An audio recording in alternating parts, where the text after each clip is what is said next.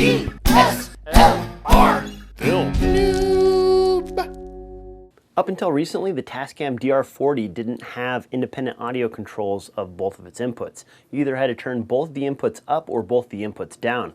Well, recently Tascam released a new firmware update for the DR-40 that allows you to control each of these channels individually as far as volume is concerned.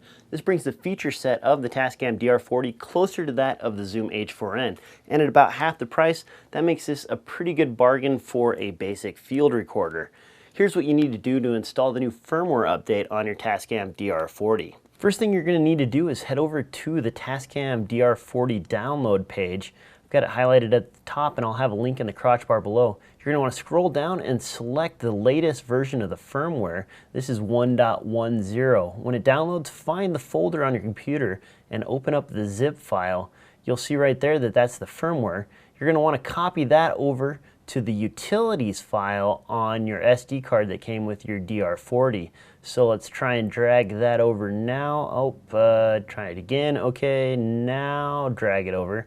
And once you've got it copied into your utility folder, then you can go ahead and exit out and eject your card.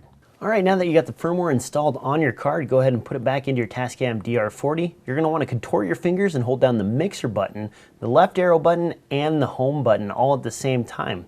This will power your unit up into the firmware boot mode. Go ahead and hit enter here, and when it asks you, are you sure, go ahead and hit enter again. And it'll start loading the 18 files that you need in order to update the firmware. I'm going to go ahead and skip ahead here because you don't want to watch them all load. And now we are complete.